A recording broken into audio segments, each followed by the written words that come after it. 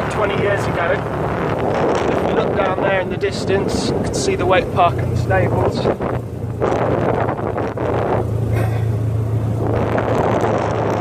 then ahead of us here is the more mature woodland that's been there for quite some time.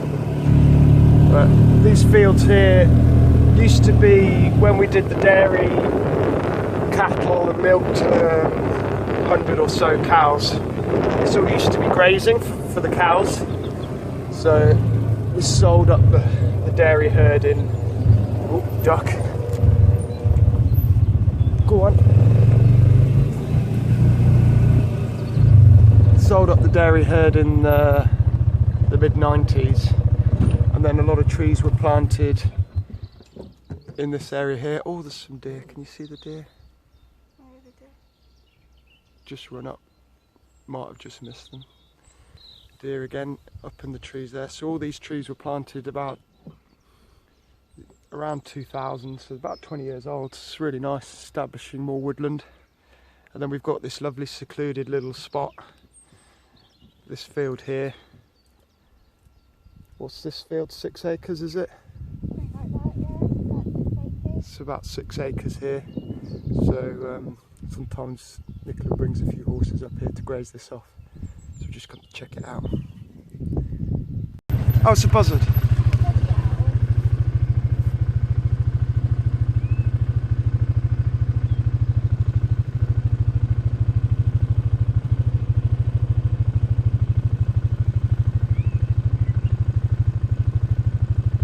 This field at the top here by the gate, we just noticed on this top of this post here, don't know how well you can see it, pretty sure this is sort of owl droppings. Within the little piles here you can see lots of small bones.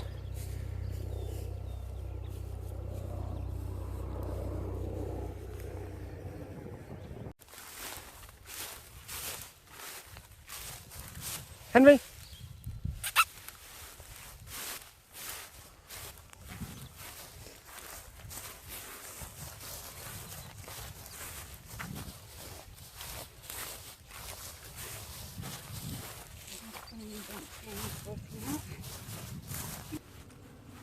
One of the problems we have up here is trying to get water for the horses, because as you can see, kind of in the middle of nowhere.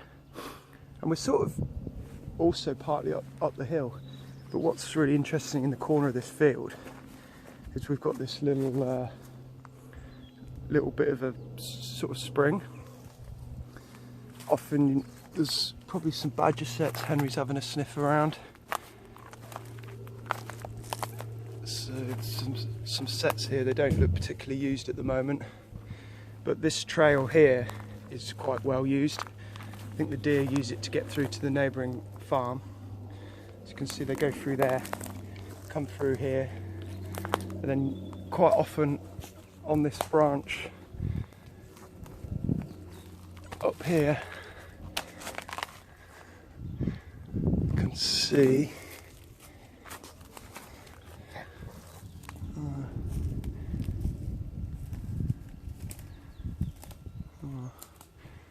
used to be able to see rubbings from where the deer have sort of rubbed their antlers on the branches, but I can't see anything there. But there's evidence of wildlife, some poop. So this little watering hole here looks to be quite full. Is it flowing, Nicola?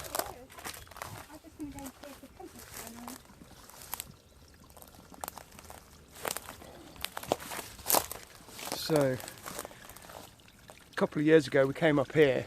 You can see under all that sort of scum there, there's actually quite a bit of water. And you can hear it and see it trickling down here.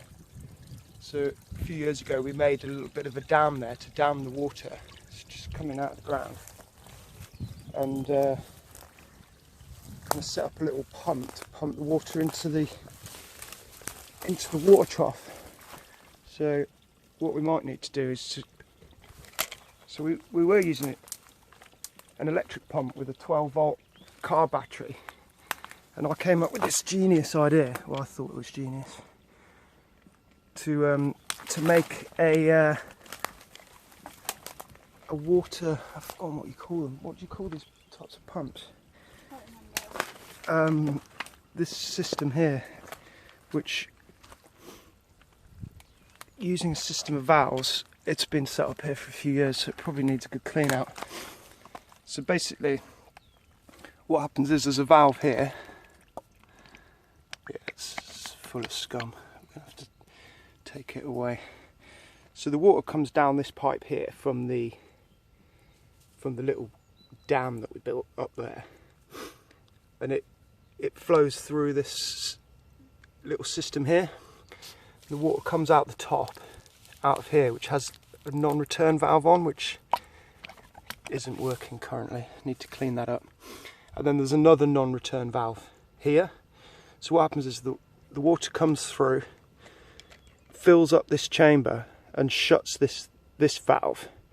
And then using sort of the water pressure, kind of water hammer, if you've ever heard it banging in your pipes when you turn the tap off, it sends a sort of shockwave back and forces water up here. And by doing that, it forces it into this kind of vessel up the top here and creates a pressure inside the vessel. That pressure then in return shuts off this valve, and because the water's got nowhere to go, it'll run up this pipe. So it's quite a clever system. It's using gravity to pump water, but typically, like, a good result is about 10%. So about 10% of the water that comes down the black pipe will then get forced back up this pipe, and it's pumped up to the water tank. So I think as we're here, the best thing to do would be to take this away with us and see if we can get it working again. So by this little watering hole, it's covered with a load of scum off the trees and a bit of algae, but you probably can't see that well on the camera, but when you actually sort of just scrape this surface back, the water is incredibly clear. So whether you can see down there into the buckets, there's a couple of feet deep here with a little dam, and then it goes off down there to my little pump. Oh, he's got his paws wet. Henry. Come on, Henry. I'm just trying to find where this black pipe comes in.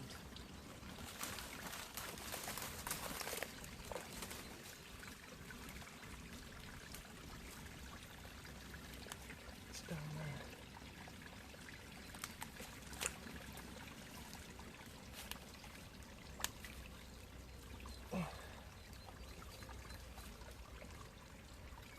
So somewhere the pipe comes through. Oh, I can see the end of it, I think.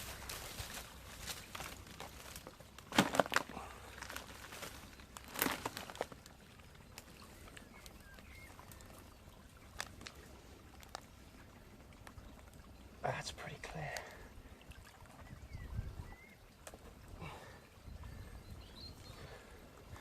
Yeah, the end of that pipe's quite clean.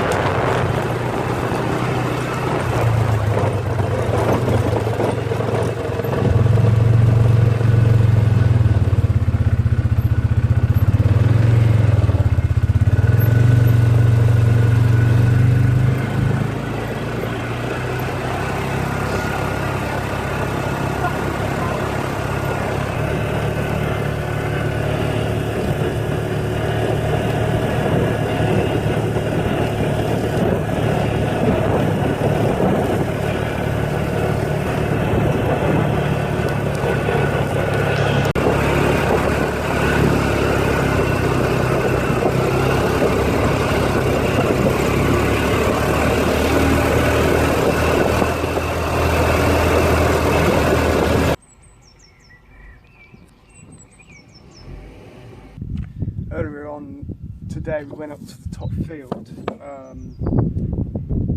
and retrieved this water hammer pump that I had working up there a couple of years ago. I've just sort of taken it apart just to give it a bit of a clean out, try and get the valves working again. So we've managed to get the valves inside there sort of freed up of a bit of gunk, give them a good clean out.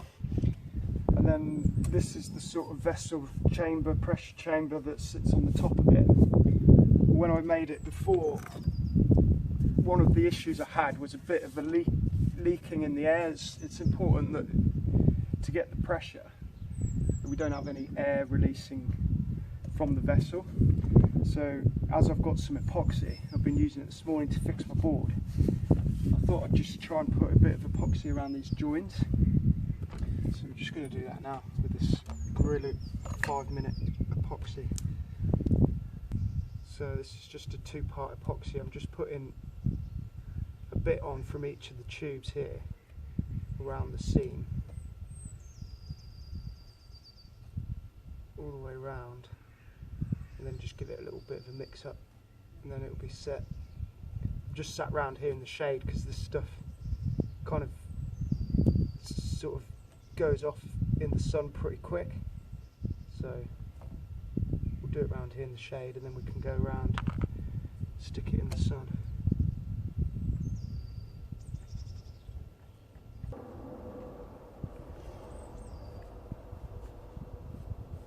We'll do a bit around the cap on the other end as well.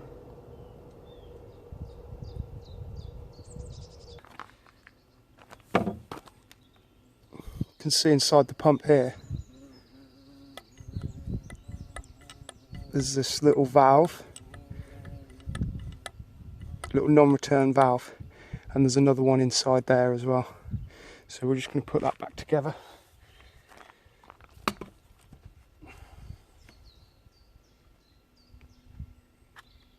Got a bit of my PTFE, plumber's tape for everything.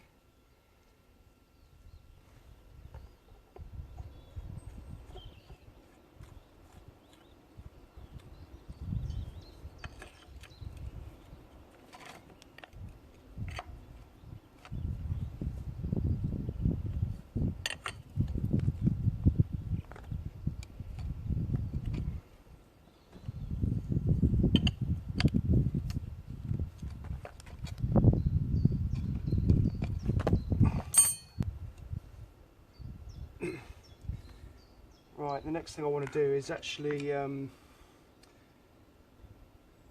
epoxy the pressure chamber onto this, because when the pressure builds inside it, it sort of wants to push it off this. So I'm hoping if I put some epoxy on there, it will give it a good grip, stop it pushing it off.